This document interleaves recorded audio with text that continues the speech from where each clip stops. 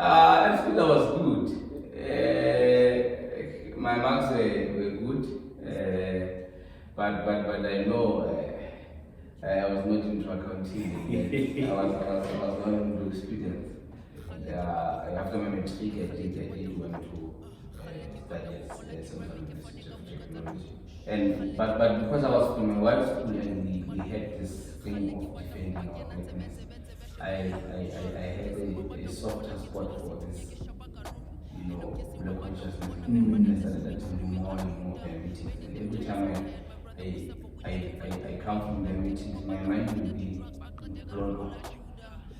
And I started seeing the beauty of like the most painful thing I had to deal with and experience in my life was that experience. Yes, the community. Where, and how the message was created. You get disqualified without winning or losing. You get to hear from people in the streets that you won't be becoming part of the core.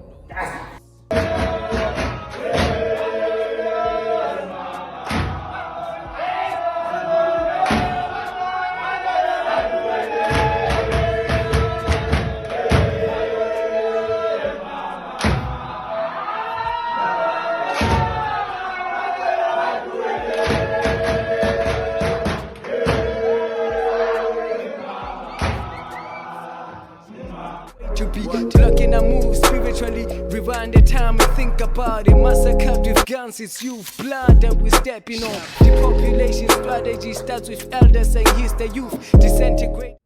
Hello, but for Sipho, we back again with another episode of OGs Unplugged. And guys, today it's really hot money. La Ronale Biki, it's really hot money. Sipho Gxilisha. Before kicking about guys, as a show, Tina, we are here to tell raw and authentic life stories of ordinary and different people, guys. What we tell are the heroes and heroines of today. So, Grootman Monana, who is the chairman of MATHAITHAI Football Club, which is currently playing in the ABC Motsepe LEAGUE. MATHAITHAI was represented Botshabelo and the Free State as a whole in the Nedbank Cup. Apart from running a team, he is also a businessman, an entrepreneur, a father, a role model, a mentor to all the young boys and young girls. So I'm happy today, Grootman, to give us his time in terms of how he came to be in this position. So remember, subscribe, like, share and comment, because this is going to be an informative episode to where they're going to turn to say but not only Guyana, and also football in the province, and also next season who are where do we look for? Hotman. Good morning. Thanks for coming. To any of you. It's winter. I don't think we did. Yeah, but they are sides. Yeah. Now, for those of Botshabelo who's Sipho Gxilisha, where did Sipho Gxilisha grow up? Yeah, Sipho Gxilisha is the ordinary next door guy who was born, bred, battered and twisted in Botshabelo. Attended Bulding Primary School at C-section.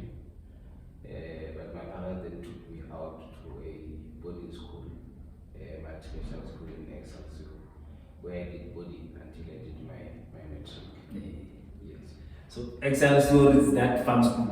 It's that farm school in they call it town. There was a boarding school there, a very nice and educative school. But I don't know what happened years down the line after we left. But that's where I matriculated.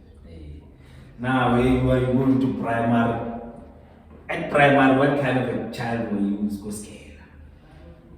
No, I was a child who was very, active in sports. I don't remember even missing one Wednesday for any soccer game. And I think what led to that was the fact that I grew up next to a small and bigger ground to what that is now called MATHAITHAI. So I've always been into sports. Yes. Now here you are, you guy. In primary, you were playing sports. Yeah, in primary, football to be specific. Yeah. I played cricket. Here and there, but I realized this is not my thing. I was playing the sports at those days. As a child, in terms of manual, the books, basic calendar. I feel I was good. My marks were good, but I know I was not into accounting. I was not into students. After my matric, I did went to study at Central University of Technology, of course. That is where I also got involved in student activism. But I think we will touch. You will touch on that. You finish your primary, now you go to high school. It's still the same sports, books. Yeah.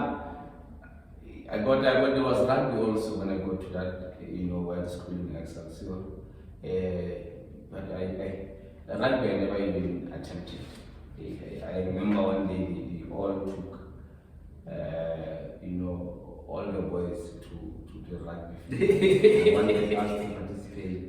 I cannot say we were forced, but I could see we were being coerced. I found a way to run away. I never really liked rugby. It was the number one sport and the most popular sport in that school. But I felt we can't, and I started forming some group with some guys to say we must actually start popularizing, football. It must be treated like rugby in the school. We started, and I remember we were playing with a rugby jersey. Just to show you that rugby was the main and maybe mentoring thing at school at the time, but we fought what we had to, and we ended up being bought, a proper football jersey. I know the help of, there were some black teachers. I think the English teacher was back then. They introduced Mr. Grootman. He joined the school, and I was also mislated, but Mr. Grootman got more interested into sports. And then that's when we started seeing the light, and the football actually started, gaining ground in the school. Wow. So you are the generation that introduced football to that school? Yes. I can say, yeah. To a traditional rugby school? Yeah. We felt it was a good thing to have a rugby, but also not everybody was playing rugby. Now you're growing up, traveling in between Tabanchu and Excelsior. How was it back then living in Botshabelo? What was it like? It's the 80s and 70s. Life was tough, and you can call even politics were still rife at that time. It was not an easy thing for your parents to take you to such school. That is why I will always be appreciative of what my mom did, and I think it gave me a firm background, and I think in one school that is where I learned to respect and understand the importance of accepting your blackness. Not that's powerful. Yeah. Only in terms of your skin color, but the issue of mental reflection or pigmentation.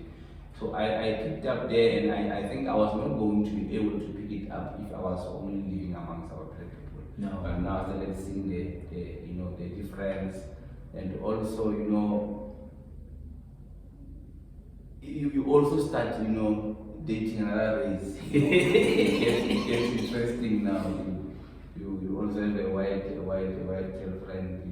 You get to learn about how they do things in their families, their background, and then you start seeing the complicity of interracial relationships and families. So I think it gave me the best I could. But coming back to Botshabelo, even though things were rife, but at least football was keeping kids away from so many bad things. You can recall the way football Wednesdays, and which produced a lot of quality football players. It gave learners no time and space to go and untoward things, which is why the kids back then were not donated to drugs, gangsters. You knew that you had something to look forward for the next Wednesday. So I don't know why it was scrapped off, but I know that it did a lot of damage to our young people. And checking back then and now, there's not even a difference in terms of sporting facilities. The same. Which is wrong, and I think we are just not doing enough as black societies. And my problem is everybody wants to, when they compare the kids back then and the kids now, they still the only thing we do is to judge. These boys are focused on these things, but we never reflect as a society to say, what have you provided that is different to that generation, to this current generation, that you expect so many different results? Because they are not even sporting facilities, and it hurts because it does not happen in white society. There's always changes. I mean, for now, if you don't take your child to this developed, and maybe let me put it high, white schools, your child is only going to see how you feel if they are having a school trip. Once they travel outside, they're gonna see to other locations. Even a tennis court, for athletics, you only run on the hard count. The track field, you also see it, even only if you qualify. So I think by now, such large places like Botshabelo, we should also be having high performance centers where we prepare our athletes. And some kids, they cannot do that well in school. Like I told you, I was not your 5-star learner and your 5-star student. But there are kids who are excelling in terms of sport, and that's where we lose, our stars. And that's where we lose our people, because without books, there's nothing to look forward to at school. And it does not mean you're a bad kid. But you donate your energy to wrong things, because these people are agitating you, but they don't want to accept the society that they are not doing enough to actually cater for you. For those needs. For special, talents and everything. Yes. Here you are, Grootman. Those are those days where football is keeping you out of a lot of trouble. You're pushing soccer. You finish your high school. Now, as you finish high school, where you at in terms of, do you study further or what happens there? Back in those days, because I just thought there was an exceptional kid in terms of playing football. I remember some hot man, but I think it's only safe not to mention. He wanted me to, manipulate my age because of my body structure. He just always that football capacity. I've always been this skin ones, but proper, talented. And he wanted to manipulate age so that I can, get my way through in football. But I couldn't. And I think I remember relating this to my mom, and she was very furious. She said, there's someone I put aside for you so that you can, further your studies. It might not be that much, but you need to know this. As and when these people approach you, you need to know that this is. I don't want to feel like I have failed you as my child or you as my kids. But you're not going to do that for the sake of football. If you have to be lucky in football, you get lucky. I don't know where I could have ended, but I know it was easier. So from there, I realized that I had to go to school and get some background. So I studied with Central University of Technology. How frustrating the queues are. When the first day, when come to complain at home, the long queues, nobody is directing me to, and she told me, this is not like a drama where I took you to school, or secondary where I told you where I took you. Here you're on your own. I'm going to give you transport money for the whole week or the next 2 weeks. You are going to go there until you are worried. So, you know, that is where one started realizing the harsh realities of life. But one had to do it. Yeah. So basically, I got accepted at CUT. I started getting involved. They had campus leagues according to the course we were doing. They would play each other every Friday. And now things started getting interesting. You know, getting to know people. And like at that time, that was the year CUT actually had the first SABT. I'm the crop, first group that played, you know, in the SAFA leagues for CUT. Wow. I was part of those people. Remember, I had guys like Bokas, who was Sketch, Lukayo, and the other one is teaching me, but we called him Junior. He once played there for Free State Stars. So it was quite a team that had a very exceptional talent.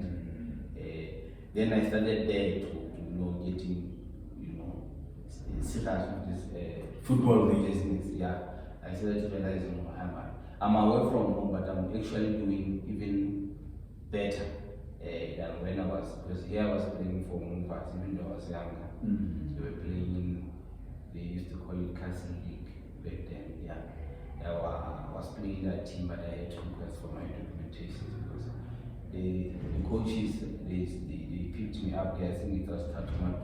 He saw me playing for my course there, the campus league. He said, no, we are signing this boy. You know, they were going to have trials, but I remember him saying, do you have your ID in the bag? And I just gave him my ID because he did not want to miss out on me. You know? Yeah. So I once started, I can say, I played my best football at CUT, Tanzania University of Technology. The current head coach was Tebu. Yeah. He was only starting to get into coaching. He was, you know, my first coach there. Wow. Yeah, I learned a lot of, you know, technical approach. Now he was molding. We used to play just for individual, you know, talent. But he started molding us as a player. This is how you move, and this is, you know, how the position you get into when you're defending and when you're in possession. So football got interesting and more fun there At university. At university. So now here you playing football. How was the support structure like from home? In terms of you playing football at university and also coming from high school, were your family always supportive in terms of your football aspirations? Yeah, I did not grow up from a rich family. It was that family where you know that no matter how difficult it is, you will have your own meal on table. You will miss some school trips, you know, get hurt. But you get to understand when you grow up, you can't have everything. But I know that, you know, my mother would break, we would compromise anything just for me to have boots, you know, my siblings' school uniform, you know, there were those basics. Sometimes there was struggles. But I know even when I got to CUT, I've always had, you know, proper boots. You know. Yeah. But when you get to varsity, you started getting, you know, it's bursaries, it's you start having even your own, you know, money movement. Now you get smarter.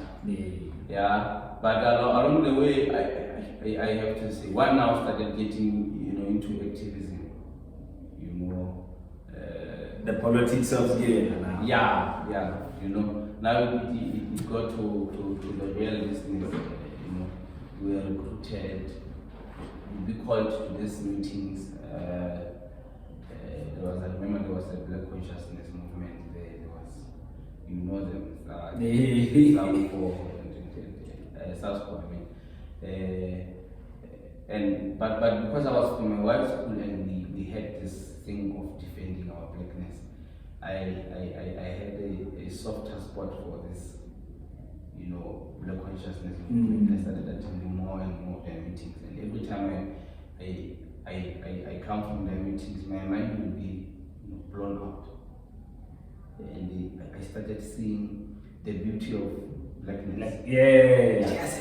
The beauty of, you know, black power.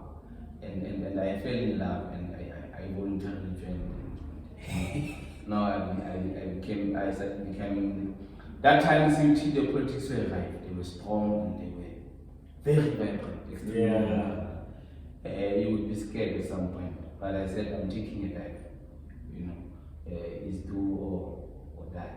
So they started also seeing potential, you know, in me. I'm starting to have meetings. I will only then go to, you know, to go and play. So basically, they started identifying, you know, leadership skills in me. And then before I know it, because I was active in football. I remember, you know, there would be 14 candidates. They would be voted for this post. And then when you get inside, if you're not majority, they get to change you. And these guys are shifting me to the wrong. Yeah. You know how politics can be. So they shifted me to a, you know, sports portfolio. I was actually contesting for, you know, events. Projects and events of the school, but they took it because it's more active. That time the campus league was not that vibrant. So when they took a person who's got a, you know, sporting and especially footballing background to a sports, you know, portfolio, I excelled, but they did not expect me to. They only realized later, and when we were joking, we said, "Yes, Emma, we shouldn't have taken me here because, you know, mid-year, students were already saying, no, maybe we should make this guy a president." Yes. Because now you know, I was flourishing. I remember I got this sponsor from one of the banks. Let me not mention names. It's a free air. So I can't.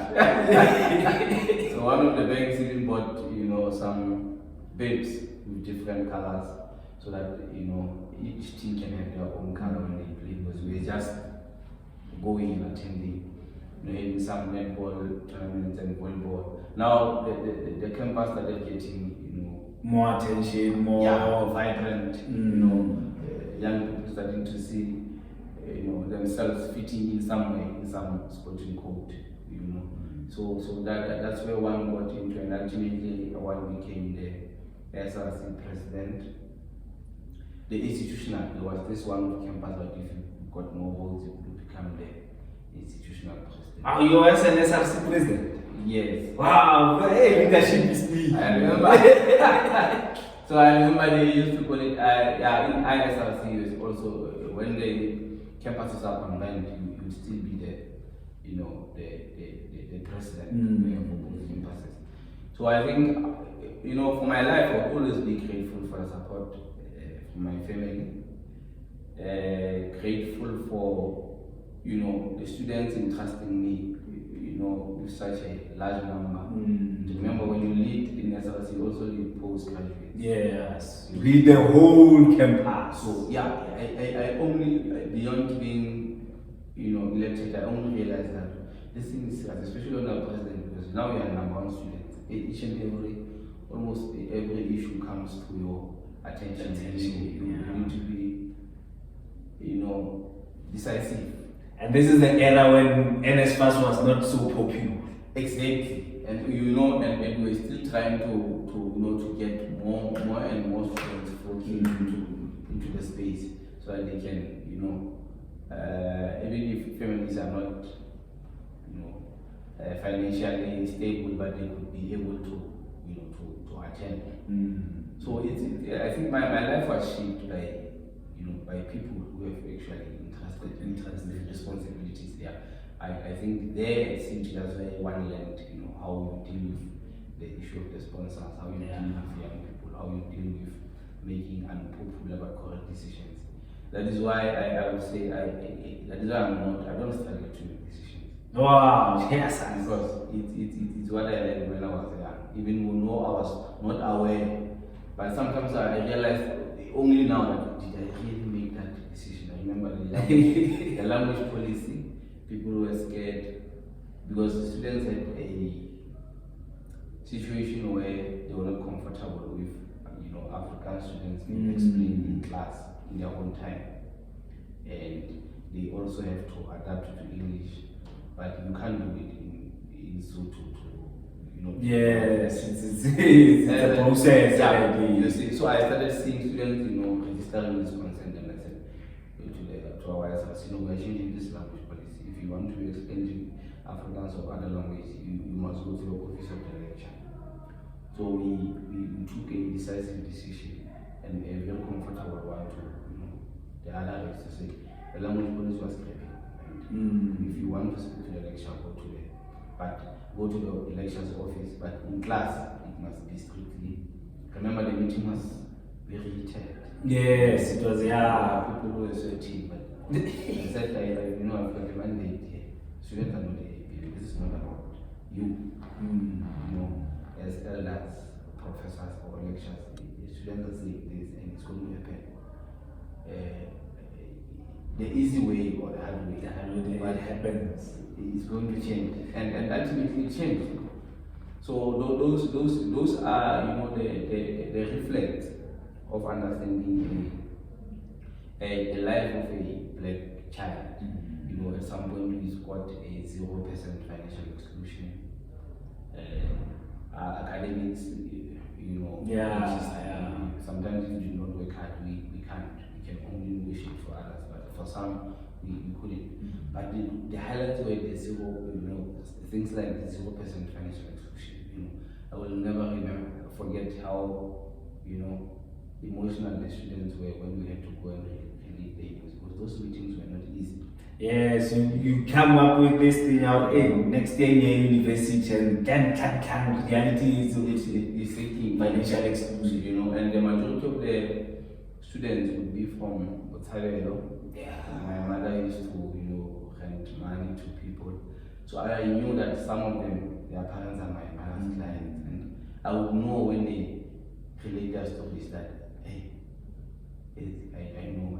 So you could feel their pain. So the passion was the real servitude, when you never want to see your fellow, black person suffering. I think the SRC at that time was driven by that. It was, we were so passionate. The students knew that if they sent us, we'll come back with proper, answers. And I'm happy, even now when I'm starting to see some buildings that we discussed during those things are actually happening, and you get to be proud. And when I served in council, I then understood at a younger age to say, this is actually how the municipal council works. If you can't do these documents, you'll have difficulties to articulate, the aspirations of the students in meetings.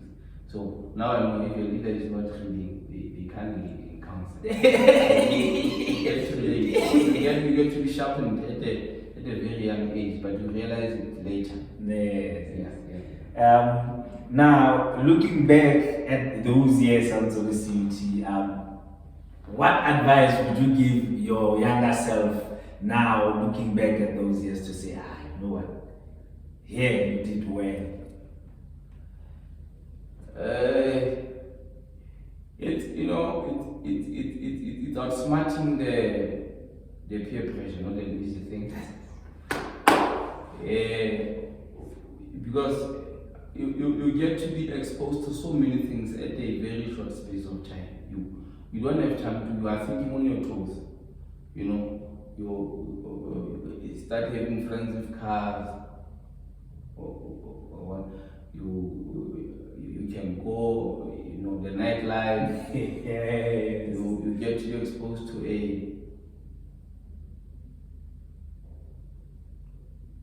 leadership space.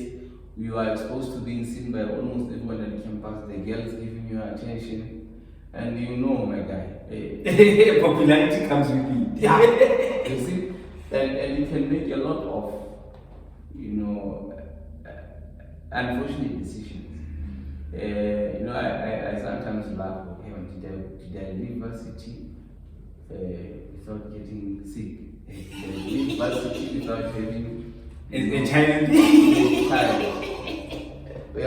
And sometimes I would say, Musa Winko, so it's life just there. Yeah. You have an easy access to alcohol. You start having more fashionable clothes now.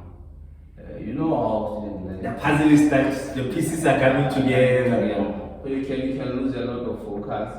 The other thing is when you're into SRC, you saw thick sized council documents. Sometimes you are writing to more. You have to postpone because you have to make a decision. You are the president, you must attend all structured meetings in the varsity. It's not easy, and I'm not saying it's an excuse to fail, but striking the balance is the most difficult. Yes. Especially when you wanted to lead because you wanted to change life of the students. Not that you don't want to change yours, but when you understand the sexuality leading and why you're leading people, you know what to do. So it's not easy. Even if you're not exposed to leadership space, there's a garage there. It's also, you get to see all kinds of, especially when you're a woman, you get to see all kinds of, the cars you're dreaming of, the business people parking there, having meetings there. There's a nice, restaurant. Life pressure comes, And so you get to meet people who just want to, spy to you. So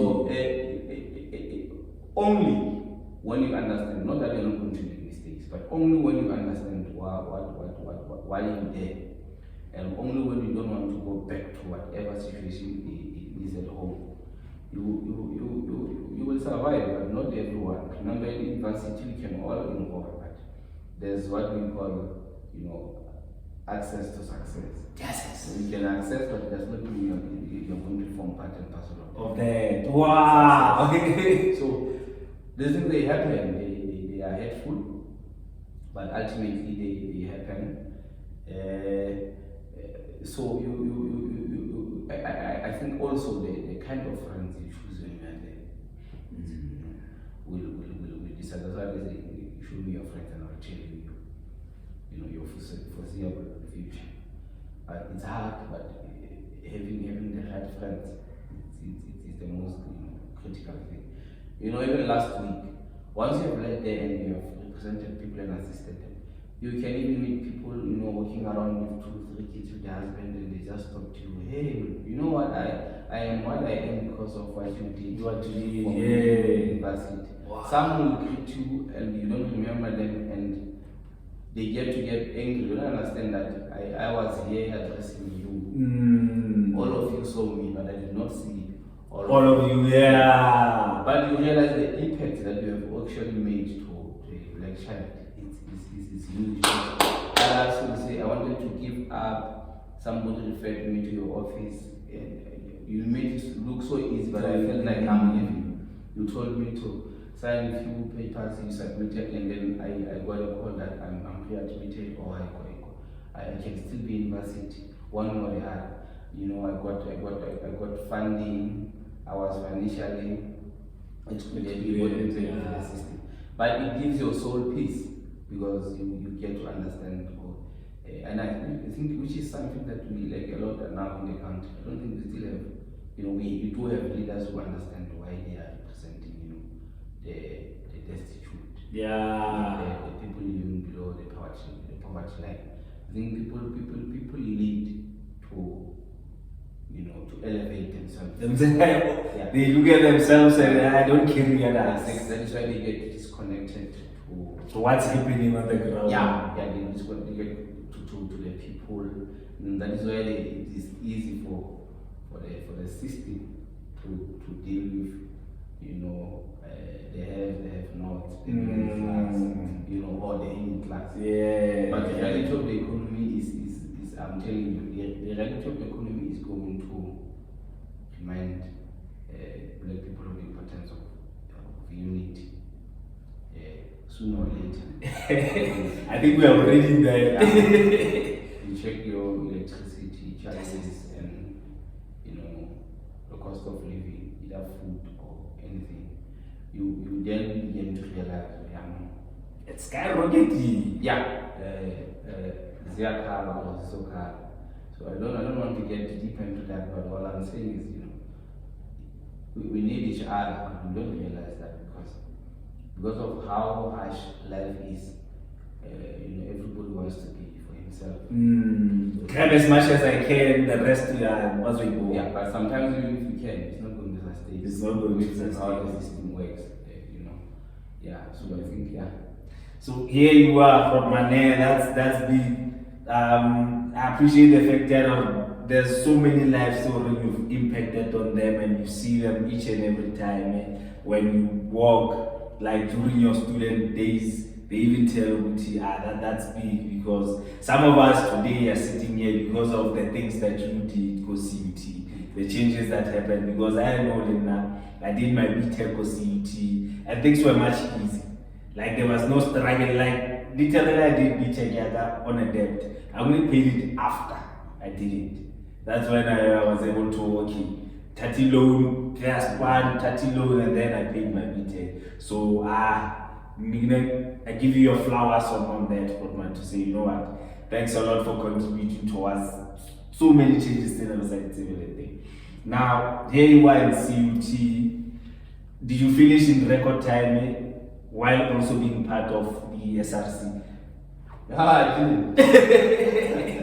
I'm not going to lie, I didn't.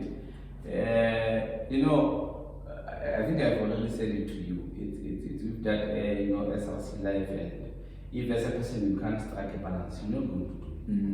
And unfortunately,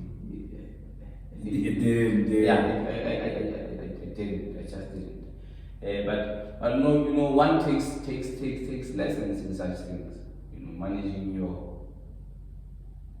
your time, managing your, you know, sharing, you know, knowing your responsibilities, knowing where to be at what time. But sometimes you get stressed. It's Friday, you are from a council meeting, your friends are seated there now.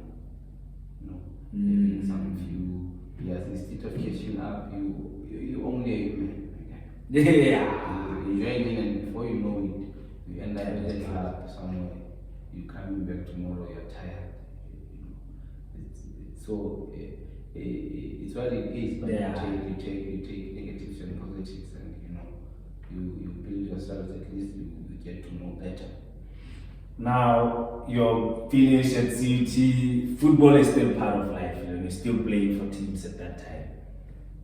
Yeah, but I remember I was now starting to fight with my coach when I started being into the activism. During the sports officer time, I would still be active, you know.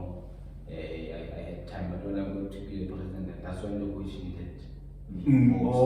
Yes. He now given me, you know, the experience, and I remember I was sharing the team's captaincy with the guy called Grootman. Yeah, he was a very exceptional defender.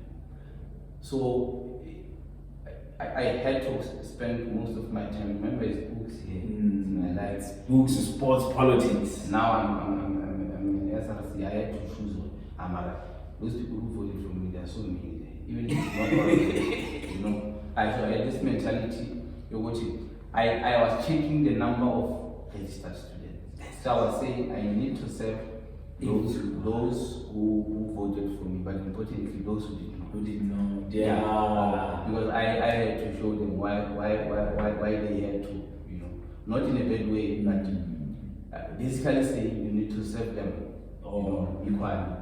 So it was difficult when I started, you know, not going that often to the sports field, fight with the coach, teammate. I said, hey, you moved me from here, you voted me that side. So the responsibility is huge that side. It's huge, you know. You know, there are financial exclusions, there are so different committees, so many different committees where you have to represent students, so it gets overwhelming, it gets too much, and you know, these things are making you old now. Yeah, it goes back to the balancing thing. So I got and I had to choose students, you know. So football I started playing less again. Yeah, until the coach accepted. I've lost a player in here, you know, but I would go and support and still play the campus league at least, because I've realized one thing. I love football in the most scary way. It scares me sometimes. They say if your dreams don't scare you, you must change them. Exactly. So I left CUT and I got here home. You know, I'm seeing talent and amazing talent. So I started coping these guys. Now the drugs are starting to. Yeah, to become more and more into the casino, more accessible, you know, to young people, and I could see that one needs to find, you know, with what I've learned at varsity, the least I can do is to invest back and give it back to my community. So I'm not going to stand here and lie and say I knew where my data would end when I started, but I had vision. But everything came natural. It took its own time. Started coping these boys, get busy, keep them busy. I started with one board. They had one board and four markers, these orange ones. You know, where you can just go airfield if you know. One started getting, because we were just trying to see where this can get you. But upon seeing this real, you know, rough goals, I started saying no. The dream started. Yeah, we getting played for gamblings. I would give them the proceeds and they would, you know, for toiletries. Others would lose, others would, they would go into their own things. Imagine. But I was okay because they were getting something. Exposed. Yeah, and I was also checking who's responsible, who's not, you know. So if I gave you that money over the weekend, I would then check who's going to ask for that and during the weekend. You don't tell them. You know, players, the most difficult thing you can deal with, you know, very difficult to task. Yeah, like I can imagine. So you start seeing them, or you start seeing, and then the other one will say, you forget you give them money, I said, go out of it, or go look up on the toilet to them. So the other one on Tuesday would say, so you get to learn what this one is not responsible. You know, sometimes you change the system, you give them money during the week. You get lesser request of, you know, toilet sober. You don't get to spend it in the heat of the moment during the weekend. So you get to also, it's a serious mental skill to work with players. People don't. Yes, I can imagine. Don't see it that way. I can imagine, because then if you give me money on the weekend, the only thing I'm thinking is so you can do full. The next one is full. And that you know, the people ought to have fun. You know, we ought to, but I think it's a precedent that is very, you know, wrong. Looking forward to the weekends when we have so much, you know, real community. Yeah, that we can do. You see, so beyond there, one started playing in the, you know, SAFA Vista leagues because I was seeing the talent. Then their age was too, you know, it was perfect. They were still very young. You know, some were 12, 14, you know, some 11. Then I said, no, you know, there's a crisis here. But with the talent of these boys, one can turn this crisis into an opportunity. So I started, you know, writing things down, the possibility of where we could get. And I remember at some point the team was called a team of choice. So when you get into SAFA leagues, if you make it to the Nedbank, you know, the reason why we changed to MATHAITHAI, I realized that now we have to explain why Maritzburg, you know, it's called the team of choice. So I saw it there. Oh. Yeah, because I kept on saying to the boys, one day I want to travel with the whole team if I play, but importantly I want you to carry your surname at the back, not because I printed, but because you would have worked for it. And then they started, seeing things. Others were slow to see the vision, but others were saying, how would that happen? And I started explaining, if you qualify for, You want to? yeah, that is why you would realize that MATHAITHAI from SAB League has always been doing good in the league. Yes. Because of the motivation and the vision, one was always, preaching into their heads. I remember we took one season, we got second position. Second season we went to SAB. First season we lost in the final. Second season again in the SAB. And then there was this issue of SAFA saying the teams must be disqualified because of COVID. If I can say the most painful thing I have had to deal with and experience in my life was that experience. Yes, the COVID experience. Where, and how the message was related. You get disqualified without, winning or losing. You get to hear from people in the streets that you won't be becoming part of, the top. Remember, you've spent time, resources, and money. You're pumping everything you have into making sure. And then the people making this decision, they don't understand that it's actually a vision. So the more you get closer, is the more you foresee, it happening. Now I have to go and relate the message formally to the players. Yes. You can imagine. You are pissed, my guy. You are hurt. But it comes with leading. I normally say to people when you have taken a decision because the club is big now. Some people say, how did you get to this decision? Or what do you think people are going to say? And I always say, if you can't make an unpopular decision, then you can't lead. And unpopular but positive. So long story short, I called in my players, and you know how social media is. People were mocking these boys.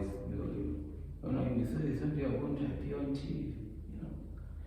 Like giving them that disadvantage as if they put themselves down. Yeah, we knew. You're thinking you're superstars, all those things. Some are saying, who does Sipho think he is? He will qualify to last 2 from Botshabelo. He's young.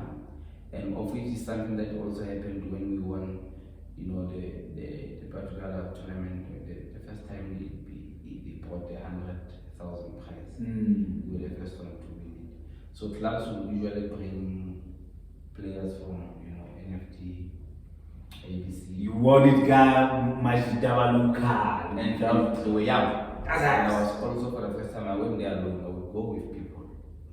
And until I realized that, I need to do this thing alone and see if my strategy and method will work. So I went for younger boys because I knew that the experienced players will tell their coaches they are here to drink.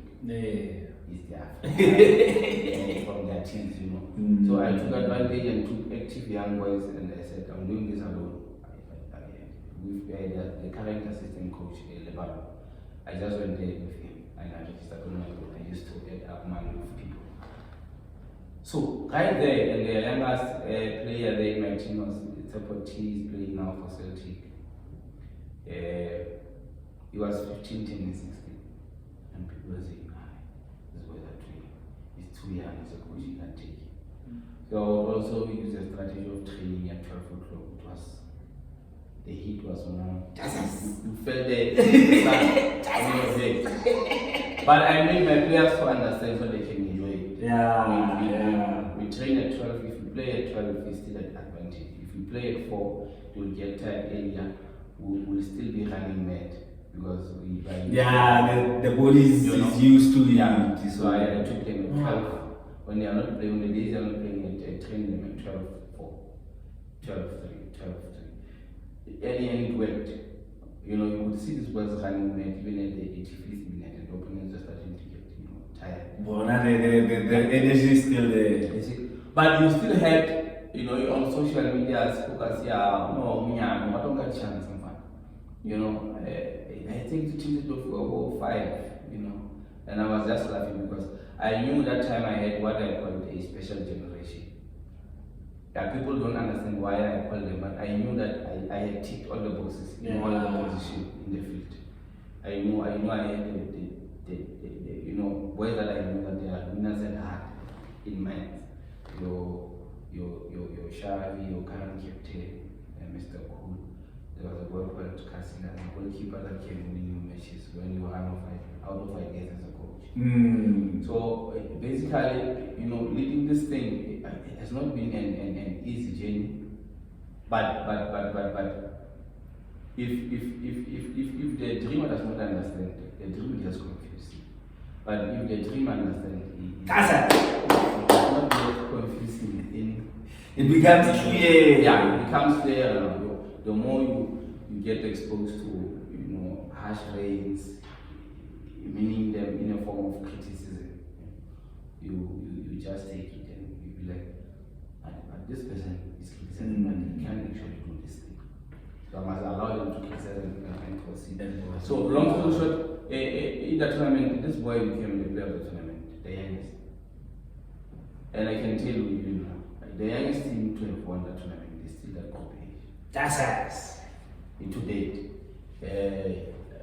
And I think some people only realize it now. Boy, how many years have we? So I think also the youngest coach, if not maybe don't go from American, because they were familiar with teams. Yeah. But I had a strategy during the year because I knew that I wanted to win. I would play this one that I've won the tournament. You know, just to scale the boys. We would beat them, we would beat us. We'll go to penalties, and then I knew that no man will win this tournament.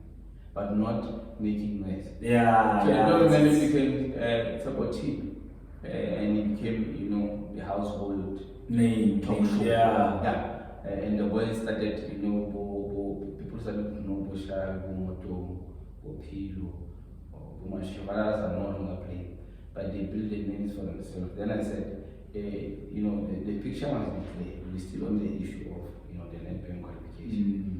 So, long story short, even beyond being disqualified, the following season we came back and qualified. Because I wanted to ask you, now COVID hits, you're being told this news. Damn it. As a chair of a club, mentally, where are you? How do you maneuver between these news and also surviving COVID to still have a club? Because I'll say most clubs, COVID had hit them hard. It was a very emotional, like I said to you, it was a very emotional thing. But I had to man up, call the players and the technical team and tell them, you know, what it is. I made calls to SAFA, you know, because some of SAFA officials knew how one can be, you know, confrontational. They were avoiding calls, you know, avoiding texts. And I said, you know what? This thing is real.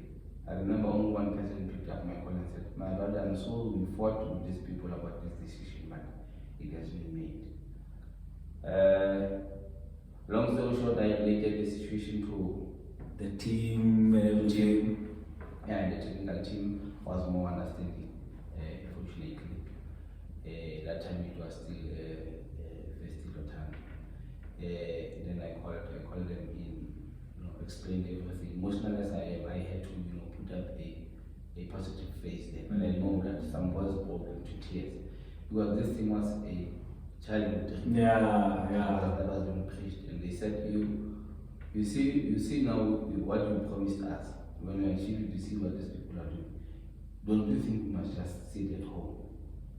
You know, and I had to manage them, you know, psychologically.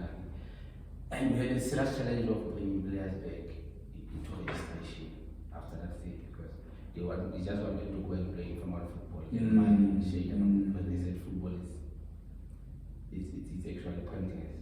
So you can imagine, but we crossed that bridge.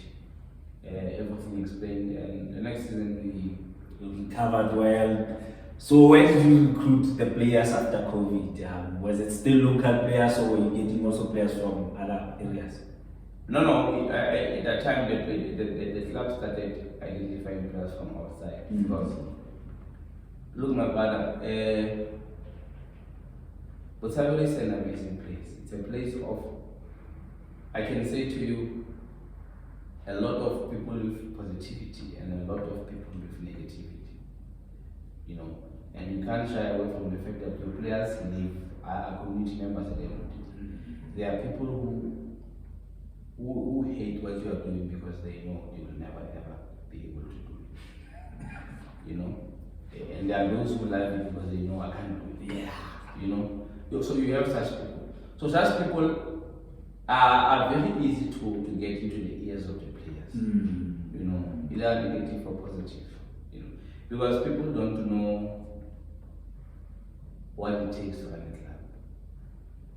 And you know, you're running almost 40-something lives there in your hand. You are managing, you know, 40, over 45, you know, human families, even for the day. You know, and these boys are from very different, you know, family backgrounds.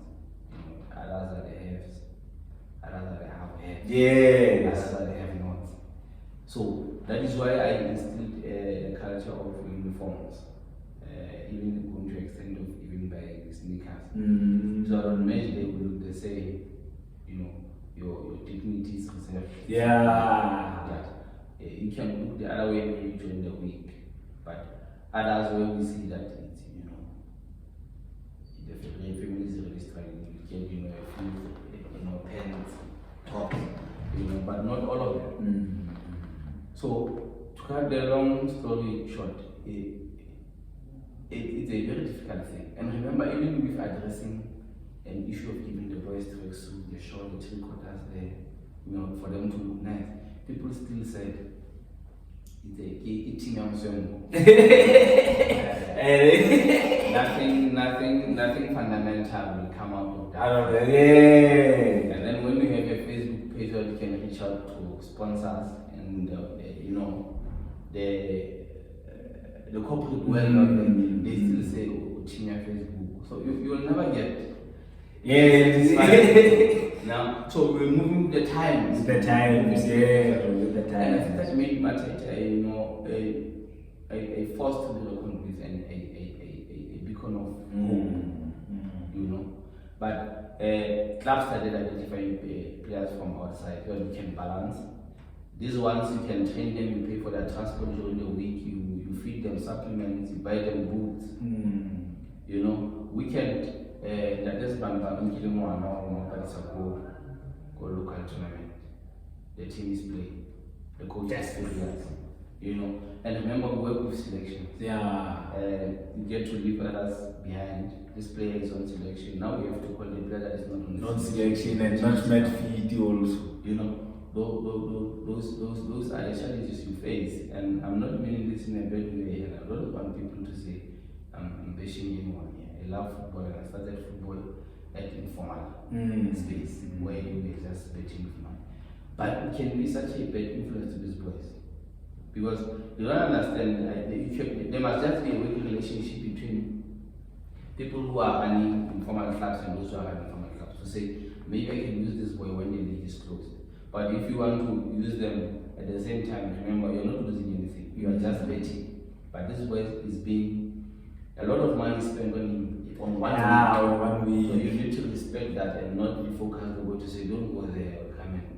You know. And medically also, when an injury happens, you take care of it. Sometimes they come with the injury, you know, and players are smart. Players are very smart. They get an injury during those games. That is formal game, and then he hides it.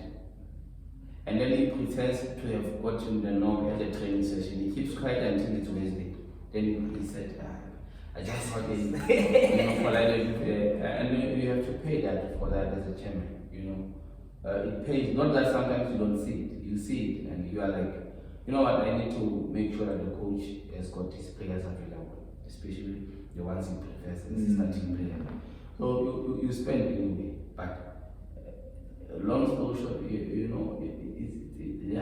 serious challenges.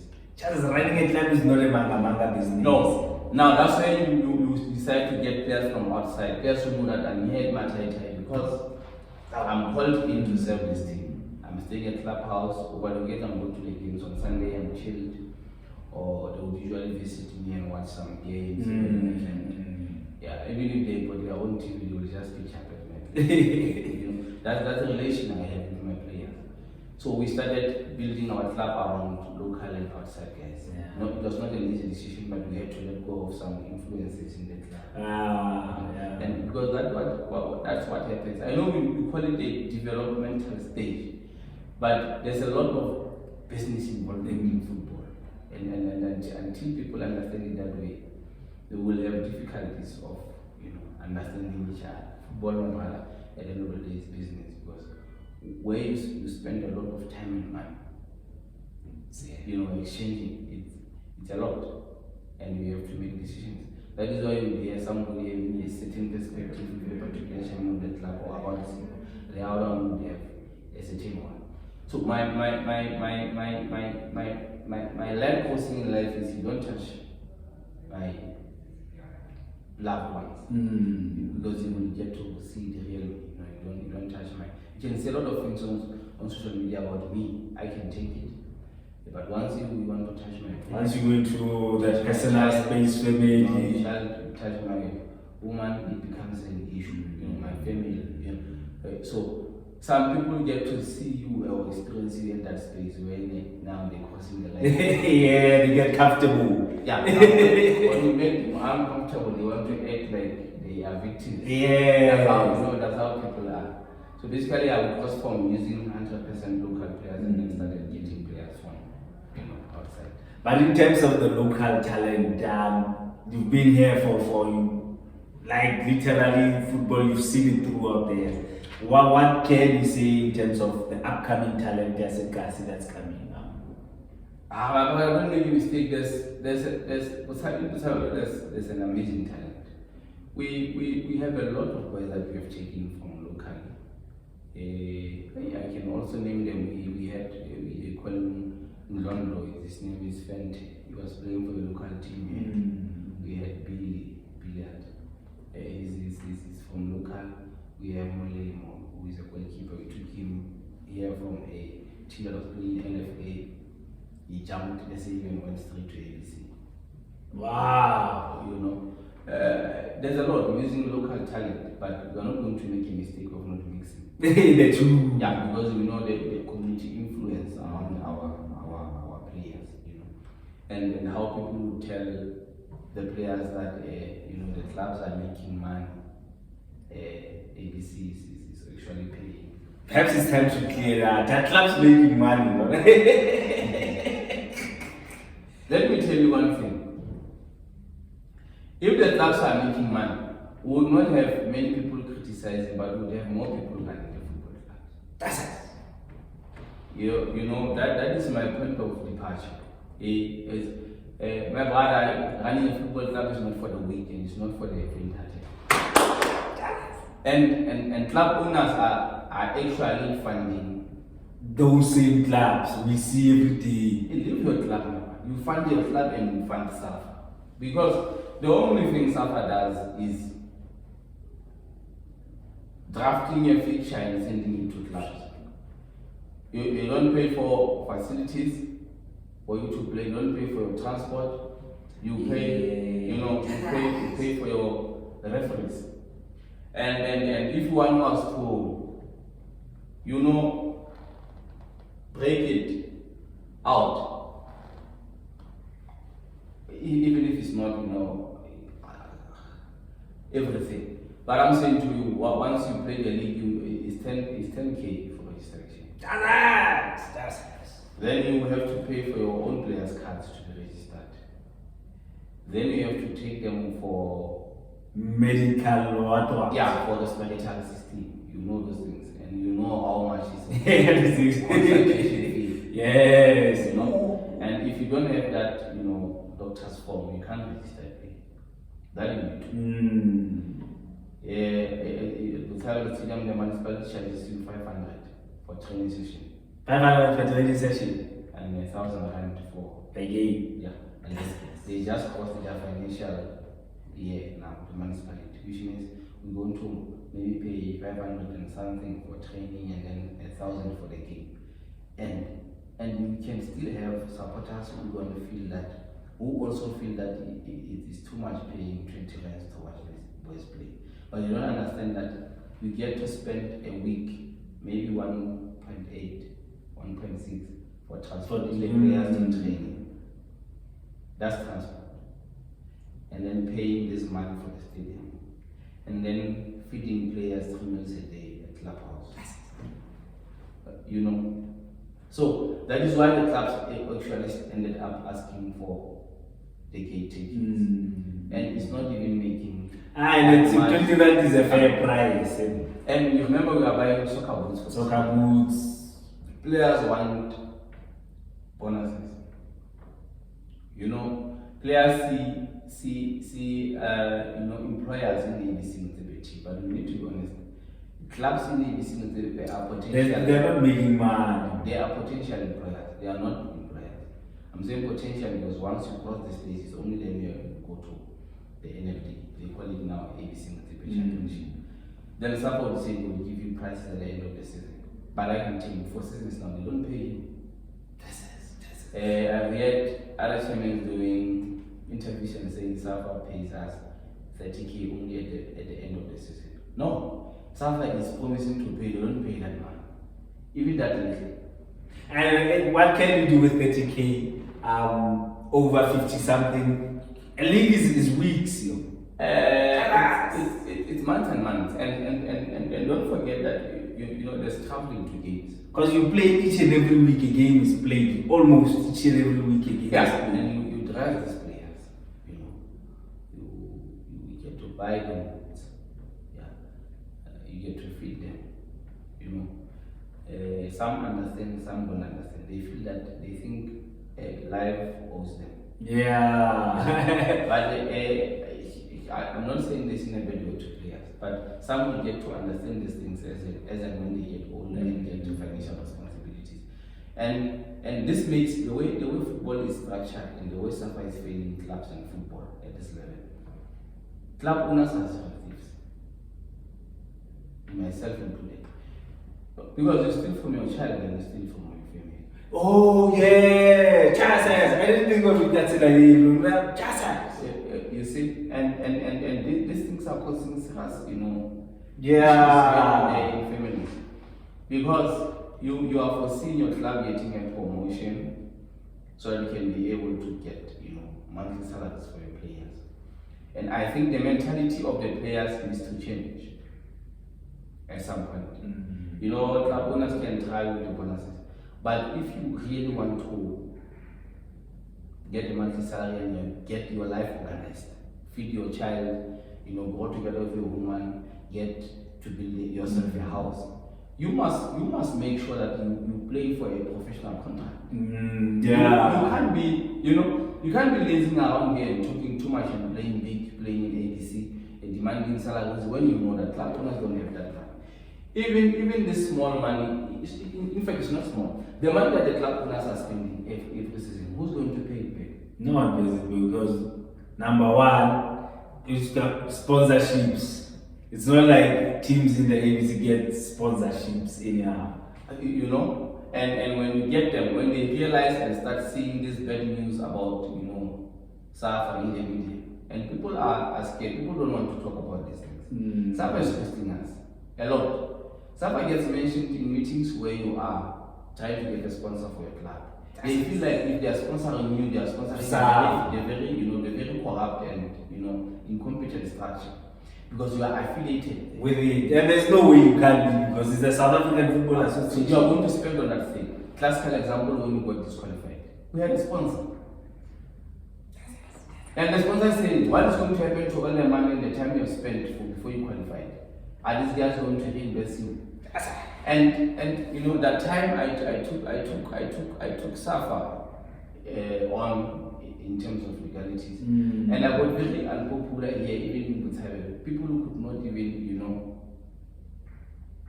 run football clubs to say but they had an opinion. Yeah, you see, they had an opinion, and I could not care, my guy. My players were hurt. Potentially, one, two could get a contract that time. You would not know. We had spent a lot of time. Emotionally, they were damaged and psychologically, you know. And you just get to be pushed away just like that. I said, I'm not letting these things slide. I don't care what anybody's going to say. Hey, these people will do what they will destroy us. I said, they've already destroyed my life, my dude. It's upon me now to give it a positive mindset, but they've already destroyed it. Long story short, we got compensated, even though we're not happy. We got compensated. Some other clubs were scared to fight. When we got paid, they came to me and said, help us. How did you do it? No, how did you do it? No, my guy, go and speak to SAFA. When I took this decision, I informed him. I said, let's collectively speak to these people about the damage they have done, to our clubs. Yeah. That was the route they were not prepared to take, but I took it decisively. Now, coming back to this thing, if remember we've got 8 and 9 clubs, it's 2 streams. If you are playing with 2 streams, for one stream you can spend around 120 K on transport only, without any other cost.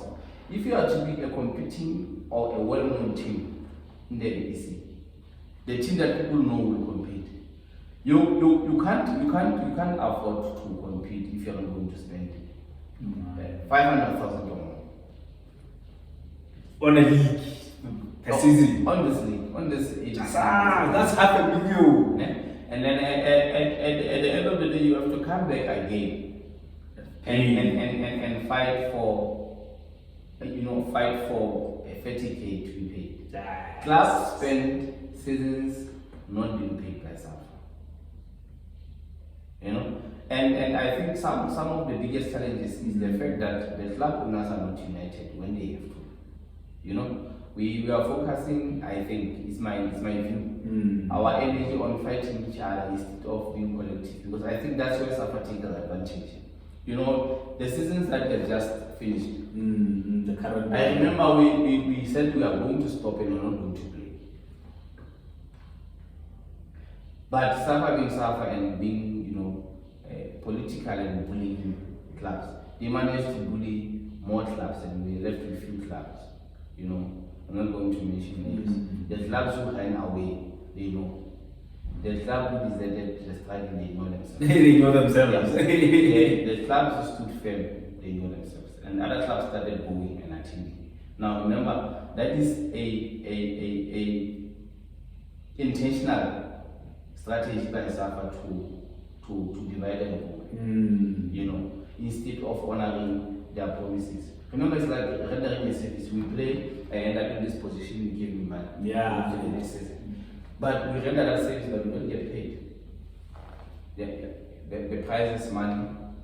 MATHAITHAI has not been paid the Nedbank money for being the provincial champions. Not the one that we got from I don't want people to misquote me. PSL paid us and they paid us on time. And at some stage they asked me if they should pay through the association, and I said no. We are not going to get it. So we'll give you our club account. And they still get uncomfortable when you try and relate these messages to even other structures. But what I'm saying is, football is going to take a lot of time to change because of how SAFA is. SAFA cares about the younger guys, where the development is, because and I can tell you this is affecting even our national teams, the junior teams. Because we are spending money here, but SAFA will come and tell you that you can't use a player. You must use players that are under 23 when we start the game. But those players, nobody comes and check them, scout them for a possible move to a national team of the under 23. So why you spend a lot and they get to tell you what you must do in your club. That is one. 2, you are not given playing kids. And all along, before I could even I know that clubs used to be given home and away kit. That is why you see our clubs playing with, there's more or less one the same kids now and then. And some can afford, some of us we can try to get this, nice jerseys, so that we can also sell them. Supporters love them, and then you sell them and try to make some money for the club. Because you can't sell supporters an original jersey. You need it has to be unique. Yeah, it has to be unique. So we started going that route to say let's have customized jerseys. But with that being said, you still have to pay for printing SAFA. Remember, they don't give you a jersey. Yeah. When you have your own jersey, you must also pay for putting ABC Motsepe LEAGUE and putting SAFA logo. I've never seen this thing happening anywhere in the world. And I don't know why most. It's like it's a sponsor, but the sponsor has to pay to be branded on the merchandise. Yeah, that is how I don't want people to misquote me. We as club owners are sponsoring the league. The league, We're sponsoring SAFA. Because SAFA doesn't need a paper and ink. Sometimes they don't, when they have tried to go on the computer, they can email you. It's a cheaper method. So they are just, merely there to administer and tell you to go to a game. You pay, and even when you get there, you have to pay for the referee's traveling fee, and you have to pay for transport for your club. That's And then they say they can pay some of that money you pay for the referees. They're not saying you get it 100% back. For seasons you don't get it, and you must continue to pay. Now, I don't know at what point you are going to realize that this nonsense needs to stop. I don't know at what point, but it must stop. But it will not stop until the club owners start getting, united and conscious to say, no, we are putting a stop to this nonsense. And I'm not even sure if, because I'm informed FIFA would then send money, they call it tranches to SAFA. What is this money doing? You don't get what to see. What has the legal money for 2010 done for our football? Because we now pay the very same expensive SRC President with the price I've told you, because we don't have artificial counts. But had we built artificial one or two in Botshabelo and all over the country with that FIFA legacy money, we would be having the grounds that are easily maintainable. If there's no water, you can still use it. You can still use it, yeah. So there are no such facilities. Now these things are becoming a burden to the club owners. That's why I'm saying we are funding football.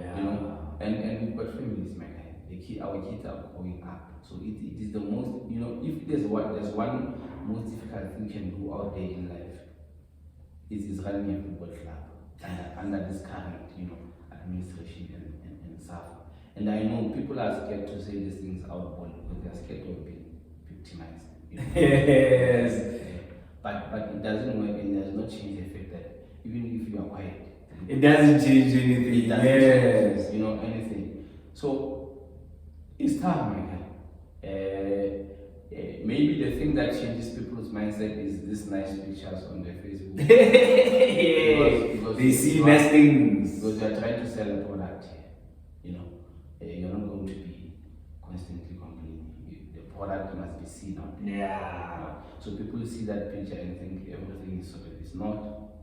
SAFA is doing extremely wrong things. Even now, last season you have not been paid.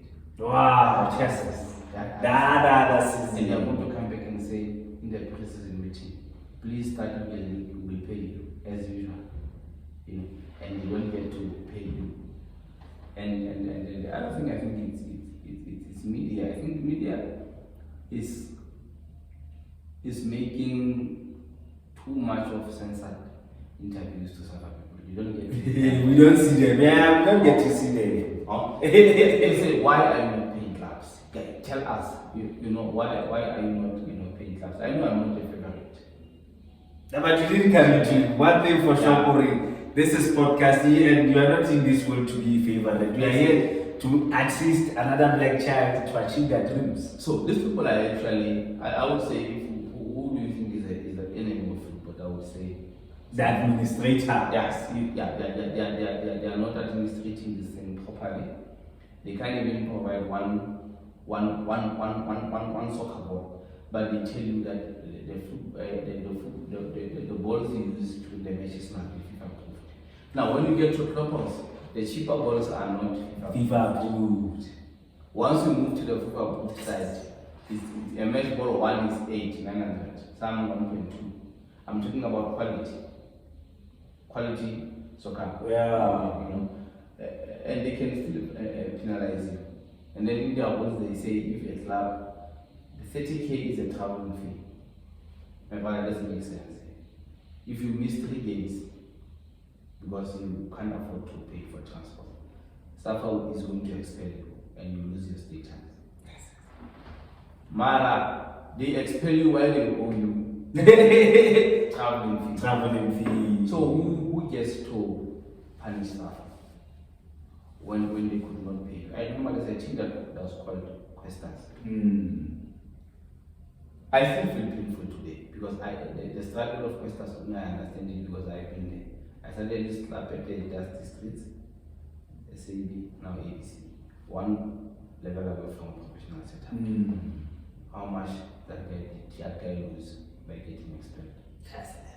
Why couldn't SAFA maybe say for the next 2 games we can organize because we owe you? We can organize transport for you while you invoice us. So you can at least try to attend these games, but they owe you, and the only thing they want to do is to see you explain what happened to those kids. Maybe someone donated to, drug abuse, alcohol abuse and many things. But these people don't see that. And that's why I'm saying sometimes we must stop. I'm not saying the generation of today is, there are no homes that do. But I'm saying we always constantly say, 2000 or 2009, but we are donating them. Yeah. We are not giving them much to do. There's nothing to do basically. Yeah. So the money being spent there is a lot because I did not mention the players' bonuses. Sometimes you can pay them, sometimes you get. Remember we are running businesses here, so you have to share your business money with the club. Sometimes when you can't, players sometimes don't get happy, but they see the smaller picture, not the bigger picture. That's what I'm saying. Our players in Free State saying they've done enough now because we don't have a club in the NFT. We have not promoted the club. Are we putting that only on club owners, or the players can also say, but as players, what have we done? Black Horse was playing, I know they were playing players very good. But I always sense that they might not sustain it for long. It's first, second season. Remember there was a case going on in they lost. They had a team. They got the quality, all the quality they could get out there in life. I was talking a lot with Sam, is my friend. I'm not saying this in a bad way. But out of all the money he spent paying players salaries and bonuses, what did he get? Results. Nothing. He still got the same result as MATHAITHAI. Well, they qualified for the last 82. He was paying more. I am not. I was not matching his. It's a salary scale. Yeah, and stipends, whatever you can call it. But they have qualified for last 82 and I have qualified. They did not get promotion. Now I'm saying to the players, when we get lucky and get into that structure, what's stopping you from getting promotion?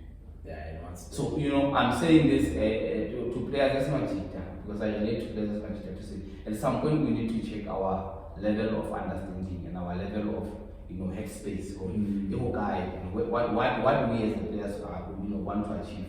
Because it's not just about you as team owners getting to see your names go in there, but it's about them, going to professional, opening space up, moving. And even if you can play 5 seasons in NFT or 4, but you are getting a count, and in that space, players can move and get PSL contract. PSL. They should start seeing football in that way. They should start realizing that in ABC Motsepe you are playing for a potential employer, not an employer. An employer. You can enable that guy to be an employer because it's enabling your possibility of expressing your talent. That's it. That's basically it. But they don't see it. Players don't see it that way. It's only a few. Yeah, which means chances about by saying that there's still a lot that needs to be done in terms of development of football, not just in the whole country. In fact, it's a lot, and there are things that I will not, mention. Yeah, A lot yeah. happens in football. A lot happens in getting results. A lot. A lot happens, yeah. People only go on match day and watch. They don't know. Yeah. You know, but what the player ate at clubhouse during the week until Saturday and the premiership, those things count. And there are other, you know, very influential things that one cannot mention here. But every day counts to a match day. So next time when you are maybe, you know, you are bad mouthing and shaming club owners for you know charging you to pay $20 to watch a match. Just know that to pay for that match might have cost the club around 12-15K. Yeah, that's a lot. A week. Né? And you don't want to understand that. You don't care. That's a lot. The players got, you know, quality good, the basic quality good can start at 2.5. Because Oh, I'm thinking over 500. no. You need to buy a player a boot That can last. Yeah, because he trains with it, he plays with it. And sometimes remember the grass is wet. If you bought a cheaper boot, it's going to be easily destroyed.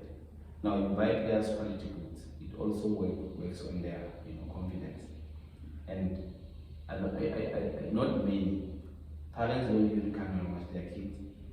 I think the support structure is not really Yeah, chances. we learn in terms of the clubs, you know, the support we give to our kids. People get only serious when their child is about to sign a professional contract.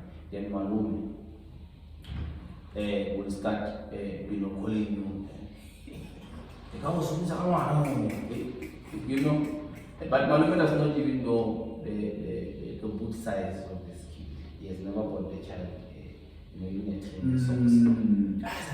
So it's a serious challenge. As it is. You know, so our I think in our society we also have a long way to go. We don't have the club owners to run clubs, but we want to help them make decisions when it suits us. That's it. I think when we come to the closing part, because there's still a lot, and Lena, I don't want to hold you here for a long time. Now, I don't know if you are aware, guys. Botshabelo in 5 years' time will be 50 years old in 2029. Now, looking at 5 years' time and looking at where MATHAITHAI is, what's the roadmap looking like for you? Not just as a chairman, but also as a brother, as a role model, and as a father to these young boys. You know, I will start with football. You know, some people will ask me, when I heard the interview, because this is not the first, by the way. I have seen, you know, the projections of running a football club. You know, why are you not doing this thing? The thing is with me, I've always seen MATHAITHAI as a machinery, an employment machinery in a sense that once we get to, you know, NFD or Motsepe Championship, yeah, only at that stage will be able to get enough grants that you can be able to share and cut into salaries for coaches, the players, you know, the people who are volunteering now, you know, only getting money, you know, when there's sufficient. Those are the people that will be able to benefit. Two, you will be able to impact positively on the local economy, because people will come almost every week or second week to come and sell consumers. That employment of That is how I view MATHAITHAI as a plan. Something that can benefit society, you know, in a short or long run space of time. But for that to happen, it's a lot. You will also have our mama selling, you know, at our game, selling food. You will go there and buy a 50 rand, but you know it's not costing them. But the mother will go and put something on the table for their kids, you know, selling drinks, you know, snacks, you know. The taxi owners will benefit a lot because they will be transporting people from different angles. People would now want to watch a recently relegated club, Cape Town Spurs, people would want to come and watch them, but it's going to be on a football match. Those 3 hours from 8 to 5 when the match runs out, a lot would have happened in terms of economy. Yeah, there's a lot of movement. Yeah, the Free State will start having something to show. Remember, we lost the teams. We don't have a team anymore.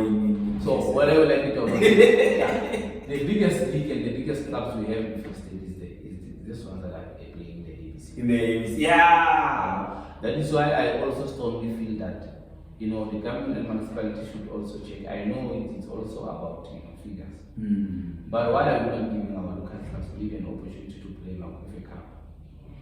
Because you give appearance fee to this. To these clubs. And it's a lot.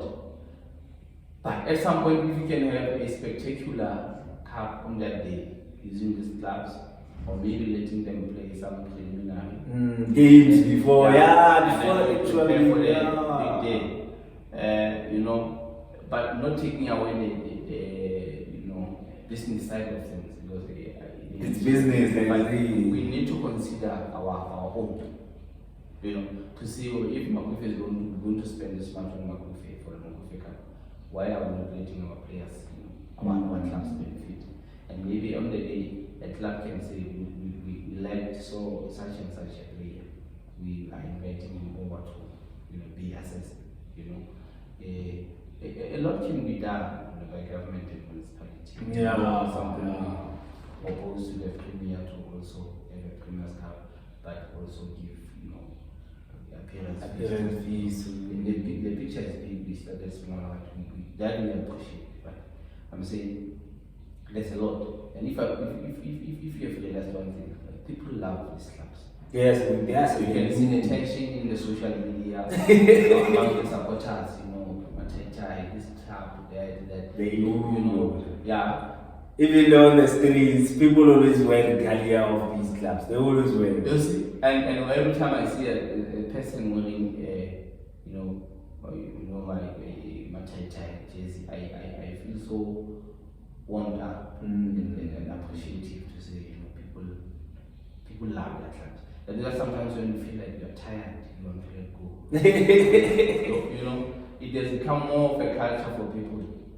Because on Saturdays they're taking their kids. You see families coming to watch MATHAITHAI games, play with their kids, whether they are playing or not. And I've done some homeworks. I would drive to furthest locations to the D section, up and down after matches. I would see people walking all the way down to the stadium. It's a special kind of passion. It touches you in a very different and difficult way. Now moving to Botshabelo turning 50. In conclusion, for football, Botshabelo deserves a football club in the professional setups. I don't understand why we still don't, but there are issues. I will not. There are stories for another day. Yeah, but we deserve. Botshabelo people deserve that. Look at the number of people we have in Botshabelo population, and we still start with ABC teams. Some people think, this is the ultimate league. We think we are playing. No, there's a lot to be done. We are not there yet. But look at Botshabelo in 50 years. We are counting 50 years. Yes, in 2029 to be 50 years. But we don't even have the F15 campus, let alone university. For your child to sit in varsity class, you must pay a check of 1,000 per month. This is how these things are affecting, our community at large. I don't know why to this point it has not been discussed and resolved in council meetings where our councillors are sitting to say, we owe this much, as all political parties, we owe this much to our society, leave political caps. But our legacy in these 5 years, let's have university, let's have sporting facility. Let our kids have a swimming pool access, a rugby field, a tennis field, a hockey. Options. Options So that we can, when we come back and point fingers to say they are useless, then we know that we have provided all the necessities, you know. There's a lot, my guy. I still feel even the mall is too small. An issue of industrializing, you know, where they are. Why are we not opening these places so that people can start, you know, address the issue of unemployment? You know, start producing almost everything here. You know, South Africa is getting goods from outside, but to countries that have got smaller population, it tells you one thing: we are not poor. We are rich, but we don't want to export goods so that we can make more money. And when we export, we will start producing from locality. Then we start creating jobs. Then our economy starts flourishing. But we buy everything from outside, but when we get to the podiums in political spaces or official spaces, we breach the fourth industry. But what are we doing? You know, it's a lot, and we owe a lot to Botshabelo. And you know, Botshabelo is a story, you know, of who does Botshabelo belong to. That's a story. You know, now celebrating Botshabelo, even these industrial places, these places belong to Botshabelo people. I have done that, you know, historical research. Even Botshabelo belongs to Botshabelo people. So, but I don't want to be, you know, dramatic. But the real people know. What skipper? Yeah, they know skipper. You know, they know that this soil belongs to the people of Botshabelo. And if they can be conscious about it, you know, they will get serious. But all in all, it's a nice place, but it's degenerating almost every year, because everything you want, you must go and get it in outside, and money is not rolling around. Like the issue of foreigners. We can't remember as blacks historically. We are still struggling to control or be participative in mainstream economy. Now, even in local, we can't participate because at a point of your doorstep, economy is controlled by foreigners. So you can't begin to say you can attempt to control the mainstream when the local, you know, you can't exchange 110, 150, 100 amongst yourself. It must always be taking your foreigners and then they take it back to their countries. Then they don't come back and comply. You have to comply. The cost of living. You get to take your kids to school, university, you feed them in the shop. These ones just take the money and take it back home outside. So the math is not balancing. Then they come back again and say South Africans are lazy and not creative thinkers. But the tax shop concept is a concept of foreigners did not bring the concept. It started here. They use expired goods, confiscated. You know, the law. They don't. Your expensing by stock is not the expense. That is why if you have a shop, they will come and have it. You know, just block your shop around here. Sell cheap. When you suffocate and close, they leave. You know, to the other space. But when they are doing, I love it when they do it amongst each other. They even kill each other, but they expect you to do to South Africa. So there's a lot. We have a long way to go. But in a nutshell, I can say we are not yet go. We are not.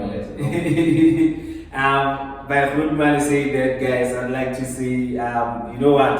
There are many things that one didn't understand about football, and him coming here today, it's really a special honor to come and go get your MATHAITHAI merchandise if you want. But it's all about. Yeah, you can check our page. This is actually the jersey you're going to use. The other one is black and white. This is actually a sample.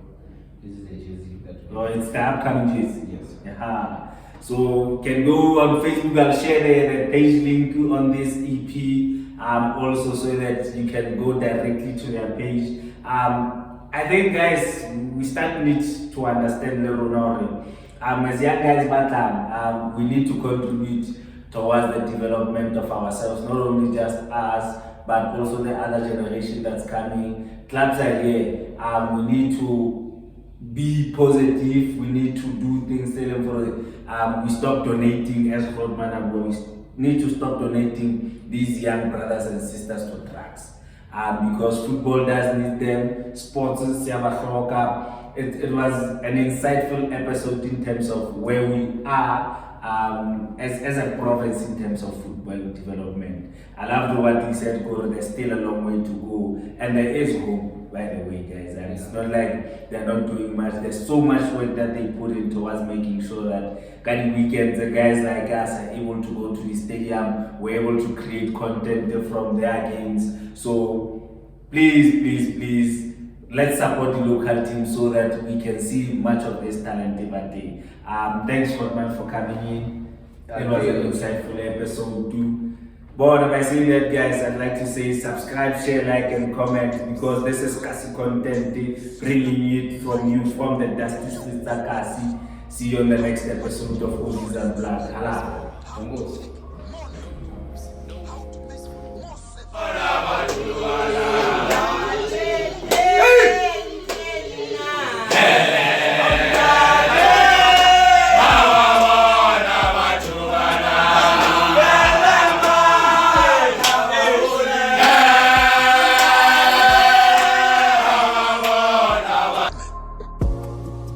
We need to start changing the quality of our conversation.